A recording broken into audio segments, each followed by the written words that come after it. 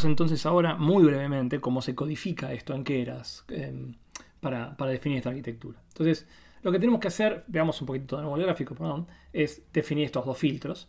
Entonces, la forma de hacer esto es, cuando creamos el modelo, es decir que vamos a poner una capa, no una capa densa como hicimos en los ejemplos anteriores, sino una capa convolucional de una dimensión, porque en el fondo el dominio de entrada es unidimensional. Y vamos a agregar dos filtros, porque son dos filtros, el filtro 1 y el filtro 2. Y cada uno de esos filtros va a tener un tamaño de ventana, que lo llame event, pero básicamente es tamaño 10. O sea, va a haber dos filtros, donde cada filtro va a corresponderse con 10 pesos. Y después sumado uno más por el bias. Entonces, tenemos dos filtros, cada uno tiene tamaño event, que es tamaño 10. Y lo segundo que tenemos que hacer es, a la salida de este cálculo, a la salida de este cálculo del filtro 1 y el filtro 2, es qué operación va a terminar resumiendo, qué operación en función del mapa de activación que dejan estos filtros va a terminar resumiendo toda esta función. Y lo que vamos a elegir en este caso es un puleo basado en el promedio. O sea, lo que va a hacer es promediar toda la función de activación del filtro 1, promediar toda la función de activación del filtro 2 y agregar una capa de salida que va a tener una sola unidad. Nos interesa una sola unidad porque es un problema de clasificación en dos categorías, entonces me va a alcanzar con una sola unidad. Y la función de activación que voy a poner al final, la salida va a ser una sigmoidea, que es la que me va a permitir muy fácilmente separar una clase de la otra, con valores cercanos a 0 si son de una clase y valores cercanos a 1 si son de otra clase. Entonces, esta es la forma de codificar. Después, por supuesto, tengo que elegir la función de pérdida, tengo que elegir el método de optimización y la métrica con la que voy a mirar el análisis.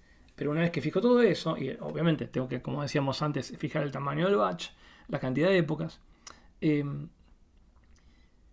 una vez que defina todo esto, lo que vamos a hacer es entrenar la red. Entonces, una vez que está definida la arquitectura, el próximo paso es el entrenamiento. O sea, lo que podemos chequear es, de nuevo, que una vez que genero esta arquitectura, si miro cómo es la estructura del modelo, me va a terminar diciendo cada capa cuántos parámetros tiene. Básicamente hay dos capas, la de la convolucional y la de la integración. Una tiene 22 parámetros, otra tiene 3, en total son 25 parámetros. De nuevo, son 22 parámetros porque son estos 10 más 1, 10 más 1, 11 más 11, 22, y estos 3, que son los que conforman la salida. En total son 25. Y cuando entrenamos el modelo, podemos ver que en términos de la función de pérdida, se va lentamente con las épocas minimizando la pérdida. Vemos que al mismo tiempo se minimiza la pérdida, vamos aumentando la accuracy de la discriminación. Y lo interesante de esto es examinar cuál es el resultado final. Entonces, el resultado final, si podemos mirarlo mediante una curva ROC, el valor bajo la curva ROC que me arroja es más de 0,98, o sea, separa muy bien las clases.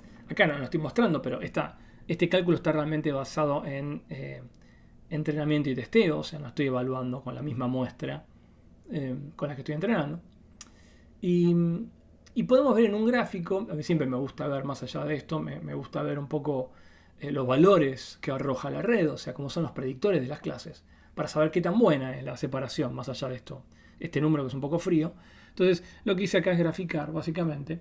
En este eje está la salida de la red, lo que arroja la sigmoidea, para cada una de las instancias. En total son 400 instancias. Y pinté a propósito en rojo y en verde las que son de un tipo y las que son de otro tipo. Entonces podemos ver que básicamente se ve que la distribución de la salida de la predicción de la red está bastante bien separada dentro de todo, pero está claro que no es perfecta. Que si partiéramos, por ejemplo, en la salida de un medio para arriba en clase 2 y un medio para abajo en clase 1, nos quedarían algunos errores. No son muchos, pero nos quedarían algunos errores. Pero se puede ver que en promedio, a grandes rasgos, la red logró separar una clase de la otra. Y lo que vamos a hacer ahora, y esto es para mí lo más interesante de este ejemplo, para tratar de entender qué es lo que la red captó, es tratar de entender cómo se conformaron este filtro 1 y este filtro 2. O sea, cómo son estos 10 pesos que están acá y cómo son estos 10 pesos que están acá. Porque en el fondo, recordemos un poco el ejemplo de clasificación de imágenes, entender cómo están armados estos filtros es entender en el fondo cuáles son los patrones que permiten separar una clase de la otra. Y eso es algo que surge de los datos directamente, automáticamente. Y esa es la diferencia esencial entre el Machine Learning y el modelo estadístico. Yo no supuse en absoluto cómo tenían que ser los patrones. Los patrones que encuentro acá son claramente un descubrimiento en términos de poder separar bien una clase de la otra. Y cuando miro cómo son los 10 pesos que conforman el filtro 1 y cómo son los 10 pesos que conforman el filtro 2, los represento acá con gráficos de barra. Estos son los 10 pesos del filtro 1 y estos son los 10 pesos del filtro 2. Y si lo pensamos un segundito, el hecho de que todos los pesos tengan a grandes rasgos el mismo signo y el mismo valor, en el fondo lo que me está diciendo es que el filtro 1 lo que está captando es simplemente sumar los valores de la serie a lo largo de toda la serie. Y sumar los valores es lo mismo, vamos, que promediar. O sea que el patrón que capta el filtro 1 es un patrón de posición de la serie. Lo que está haciendo el filtro 1 es promediar los valores de toda la serie. Y me va a llevar a distinguir si es una serie o la otra por valor medio de toda la serie. Y si miramos, miren qué interesante el patrón del que capta el filtro 2. Está claro que lo que está captando el filtro 2 es un patrón que justamente lo que mide es la autocorrelación.